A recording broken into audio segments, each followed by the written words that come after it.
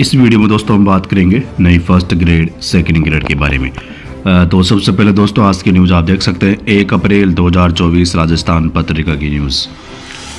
आचार संहिता के फेर में उलझी खुशियां, 8 परीक्षाओं के परिणाम में देरी, प्रदेश के 25 लाख बेरोजगारों को 70,000 नई भर्तियों का इंतजार, नई भर्ती भी शुरू नहीं। लोकसभा चुनाव की आचार संहिता के कारण बेरोजगारों की खुशियों पर ग्रहण लग गया है। राज्य सरकार की ओर से इस साल 70,000 नई भर्तियों का ऐलान किया गया था, लेकिन घोषणा के बाद लोकसभा चुनाव की आचार संहिता लग गई। ऐसे में सरकार नई भर्तियों के लिए विज्ञप्ति जारी नहीं कर पा रही है। दूसरी तरफ कर्मचारी चयन बोर्ड की ओर से आयोजित सूचना सहायक NNM, JNM और कनिष्ठ लेखाकार सहित 7 भर्ती परीक्षाओं के परिणाम भी आचार संहिता के कारण घोषित नहीं हो पा रहे हैं। इन भर्तियों के परिणाम जारी होने से प्रदेश के करीब 17,000 बेरोजगार युवाओं को नौकरी मिलनी है। वहीं राजस्थान लोक सेवा आयोग की भी कई भर्तियों के परिणाम जारी होने में देरी हो रही है। आयोग से मिलनी चाहिए छूट।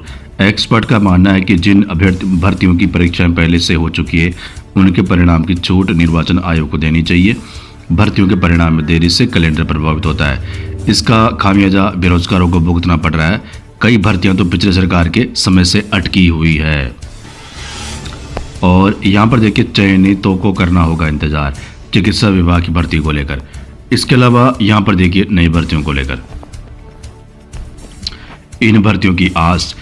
शिक्षक भर्ती इस साल नई फर्स्ट ग्रेड, व्याख्याता और नई सेकंड ग्रेड में लगभग 15,000 यानी 14,000 से 15,000 पदों पर भर्ती होने की उम्मीद है। प्रदेश के 10 लाख से अधिक बेरोजगारों को शिक्षा विभाग की इन भर्तियों का इंतजार है।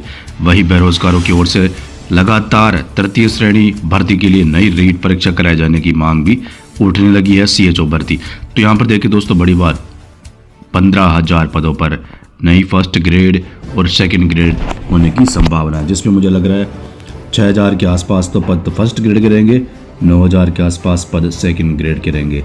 तो करीब 14,900 से 15,000 पदों पर दोनों भर्तियों की विज्ञप्ति जारी होने की संभावना है लोकसभा चुनाव की आचार संहिता के बाद।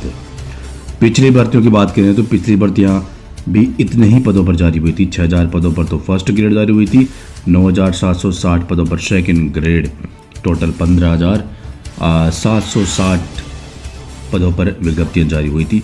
इस बार भी 15,000 पदों पर ही होने की संभावना है। 14,000 से 15,000 ऊपर नीचे पद हो सकते हैं।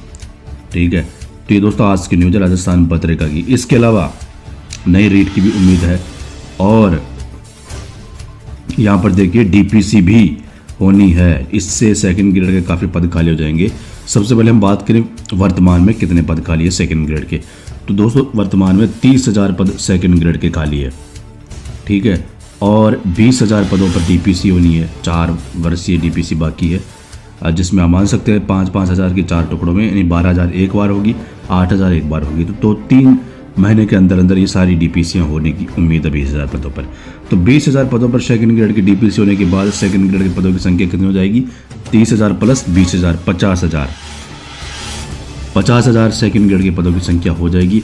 उसके बाद क्या होगा, जैसे ही पदों की संख्या बढ़ जाएगी सेकंड ग्रेड की, 50,000 पद खाली हो जाएंगे स्कूलों में, तो सरकार मामला कोर्ट में पेंडिंग है, तो वहाँ से निस्तारण होते ही सरकार वहाँ से निस्तारण कराएगी तो मामला सुलझ जाएगा। मामला क्या है? DPC का, थर्ड ग्रेड की DPC का।